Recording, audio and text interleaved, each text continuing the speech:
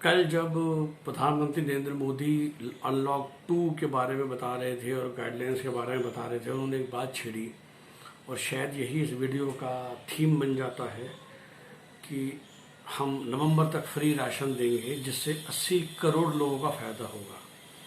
और शायद ये स्टेटमेंट ही दर्शाती है भारत की प्रॉब्लम को और भारत की इश्यूज़ को जो हमारे सामने फ़िलहाल हैं। कि देखिए, फ्री राशन अगर 80 करोड़ लोगों को चाहिए, जो कि हमारी पॉपुलेशन का 60% है, अगर हम 140 करोड़ की पॉपुलेशन मान ले तो शायद यही दिखाता है। और ये एक स्टेटमेंट अपने आप में ही बहुत सारे सवालों का जवाब देती है। ये स्टेटमेंट आपको बताती है कि पेट्रोल के प्राइस डेली क्यों बढ़ रहे हैं। ये स्टेटमेंट आपको बताती है कि शायद सरकारें चाहकर भी पेट्रोल के प्राइस कम क्यों नहीं कर सकती, सरकारें चाहकर भी जीएसटी के अंदर क्यों नहीं लाती, सरकारें चाहकर भी मिडिल क्लास के लिए कुछ क्यों नहीं करती, इनकम टैक्स को और कम क्यों नहीं किया जाता। कि जिस देश में अगर 80 करोड़ लोग फ्री राशन पे डिपेंडेंट हैं out of A population of 135-140 crore, तो आप इमेजिन कीजिए। तो बड़ी बात यह है कि भारतवर्ष बहुत गरीब देश है।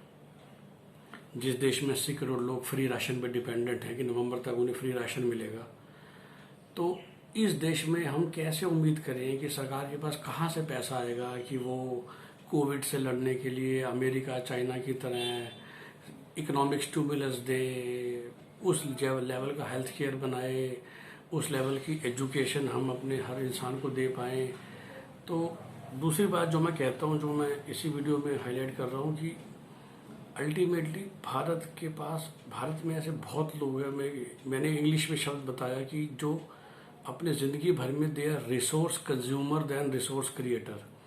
तो रिसोर्स कंज्यूमर क्या हुआ कि एक गरीब इंसान जो पैदा होता है, सरकारी अस्पताल में पैदा होता है, बच्चे की मैं बात करता हूँ, थोड़ा सा बड़ा होता है, फिर वो सरकारी आंगनवाड़ी में जाता है, फिर थोड़ा और बड़ा होता है तो सरकारी स्कूल में जाता है, जहाँ पर वो फ्री पढ़ता है, फ्री यूनिफॉर्म लेता है, फ्री एजुकेशन भी लेता है, फ्री खाना भी लेता है।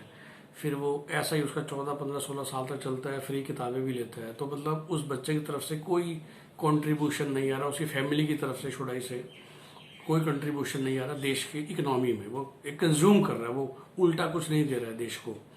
फिर बड़ा हो जाता है, 18-19 साल का हो गया, छोटे मोटे काम में लग जाता है, दिहाड़ी मजदूर बन जाता है। दिहाड़ी मजदूर बन के भी महीने के अगर 10-12 हज़ार रुपये कमाता है तो कोई इनकम टैक्स तो देने का मतलब है नहीं। उन पैसों से वो अक्सर खाना ही खाता है, और जो भी उसका खुद का इलाज होता है या उसके बीवी का इलाज होता है, वो इलाज भी ज़िंदगी भर सरकारी अस्पतालों में होता है अगले 50 साल।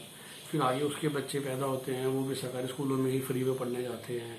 और यही लोग हैं जिनके सरकार कर्जे भी माफ़ करती है, इनको मुद्रा से लोन भी दिया जाता है, इनको फ्री टॉयलेट भी दिए जाते हैं, इनको फ्री सिलेंडर भी दिए जाते हैं।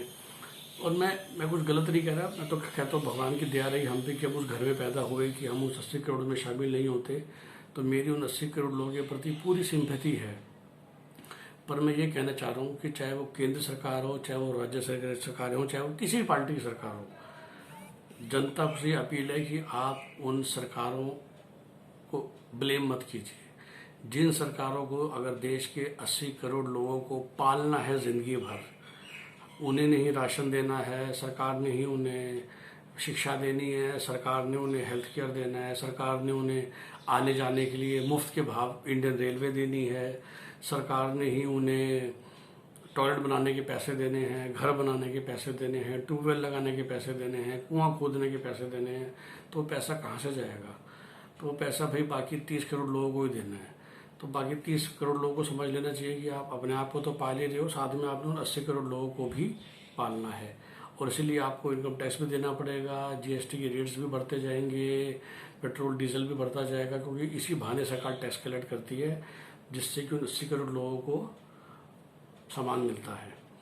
तो जो देश की मूल प्रॉब्लम है वो ओवर पॉपुलेशन, तो खैर मैं बार बार कहता हूँ है ही, लेकिन वो उस ओवर पॉपुलेशन में वो जो मेजोरिटी ऑफ पॉपुलेशन है जो ये गरीबी में गिनी जाती है, जो कि मुफ्त की राशन ले रहे हैं, पेंशन ले रहे हैं, वृद्धा पेंशन ले रहे हैं, बुढ़ापा पेंशन ले रहे हैं, ये पेंशन ले रहे हैं, वो पेंशन ले रहे हैं, ये मदद ले रहे हैं।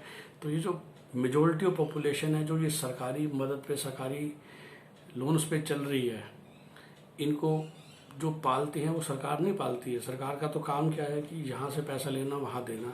सरकार तो एक कंपनी की तरह चलती है। टैक्स कलेक्शन सरकार का रेवेन्यू है और खर्चे बाकी दुनिया भर के खर्चे सरकारी खर्चे हैं।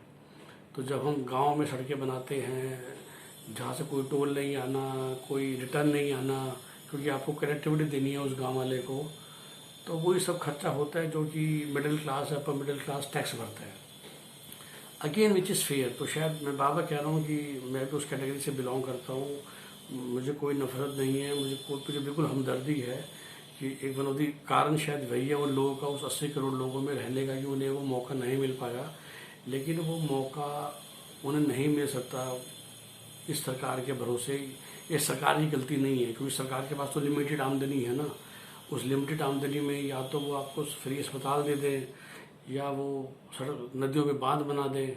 तो जब हम हमेशा सोचते हैं ना कि बिहार में, ऑलवेज टॉक अबाउट बिहार की ये इतनी दयनीय स्थिति क्यों है शिक्षा को लेके या हेल्थ केयर को लेके, या ये फैसिलिटी नहीं है, वो फैसिलिटी नहीं है, या कोई भी और राज्य जो हम गरीबों में गिनते हैं, तो मुझे कभी बुरा नहीं लगता। या मैं बार बार कह रहा हूँ, चाहे कोई भी पॉलिटिकल पार्टी, ऑफ कोर्स फर्क सिर्फ ये था कि एक मुख्यमंत्री या प्रधानमंत्री ने जंगल राज चला दिया, एक नहीं चला रहा, या एक ने बहुत ज़्यादा किसी एक कम्युनिटी या एक जाति के प्रति पक्षपात कर दिया। और शायद सरकार की यही गलती होती है। अगर मुझे किसी अपनी लाइफ में किसी मुख्यमंत्री या प्रधानमंत्री को ब्लेम करना है तो मैं खाली इसी बात पे ब्लेम करता हूँ कि भाई तुमने भ्रष्टाचार ज़्यादा कर दिया। जो वैसे हमारे पास लिमिटेड रिसोर्सेज या लिमिटेड टैक्स कलेक्शन हो रहा है, उसका भी ठीक से उपयोग करने के बदले हमने उसमें से कुछ गबन कर दिया या भ्रष्टाचार कर दिया। वो भी कुछ ही होता है, मतलब 100 में से 5 रुपये या 10 रुपये का किया जाता है, लेकिन नहीं कर सकते थे। दूसरा ये है कि आप जब पावर में आए तो आपने अपने किसी जाति विशेष का ज़्यादा ध्यान रखा, किसी धर्म विशेष का ज़्यादा ध्यान रखा, किसी कम्युनिटी का ज़्यादा ध्यान रखा। तो किसी भी मुख्यमंत्री या कि लॉ एंड ऑर्डर का ध्यान बिल्कुल नहीं रखा। और नहीं रखने का मतलब यही होता है कि आपने कुछ शायद लोगों को छूट दे दी कि वो कुछ भी कर ले। तो उनके प्रति चिढ़ है, नफरत है कि उन्होंने ठीक से अपना काम नहीं करा। लेकिन as far as distribution of resources is concern, मैं किसी को ब्लेम नहीं करता। मैं नहीं कहता कि कांग्रेस वालों को राज्य चलाना नहीं आता था, या बीजेपी वालों को ज़्यादा अच्छा है, या बीजेपी को नहीं आता, अखिलेश को ज़्यादा अच्छा आता था, या अखिलेश जी को नहीं आता, या लालू जी को आता था। आई थिंक हर जगह IAS ऑफिसर्स हैं जो कि इंडिया की बेस्ट टैलेंट है और वही बताते हैं क्या करना है, कैसे करना है। I think is the lack of resources that India has, जो हमारे पास संसाधन की कमी है सरकारों के पास। और खासकर अब कोविड का टाइम चल रहा है तो हर बंदा चाहता है कि भाई मेरे लिए सब फ्री हो जाए। अरे भाई आपके लिए सब फ्री सरकार कैसे करते हैं? ये कहने की बात होती है कि सरकार नोट छाप सकती है, सरकार नोट नहीं छाप सकती है। सरकार को जो हर महीने टैक्स कलेक्शन हो रहा है, हर साल जो टैक्स कलेक्शन हो रहा है, उसी को खर्च कर सकती है, थोड़ा सा घाटा खा के, जिसको फिस्कल डेफिसिट बोलते हैं जब आप बजट स्पीच में सुनते हो। उसके अलावा तो हमारा ही पैसा जो हम पे खर्च होना है। तो जब टैक्स कलेक्शन कम हो गई है तो सरकारी खर्च और कम हो जाएगा। तो इसलिए बस समझिए कि शायद इस 80 करोड़ की स्टेटमेंट ने ये साबित करा कि हम कितने गरीब हैं कि जिस देश की 60% जनता फ्री राशन पे डिपेंड है, कि बाकी सब खर्चे तो छोड़ दीजिए, पढ़ाई, हेल्थ केयर, वो सब तो फ्री है ही। एक दाल चावल खाने के लिए भी अगर जनता के पास खुद के पैसे नहीं है, मतलब वो अपने ज़िंदगी भर की कमाई में इतने पैसे नहीं जोड़ पाई कि वो राशन खुद से खा सके, तो जितना आप सब शायद सरकार को कोसते होंगे, मैं शायद थोड़ा सा जनता को कोसना चाहता हूँ कि वो जनता की जो फैमिली प्लानिंग है या लाइफ की प्लानिंग है उसमें कुछ तो गड़बड़ है कि 80 करोड़ जनता खाने के लिए भी सरकार पर डिपेंडेंट है।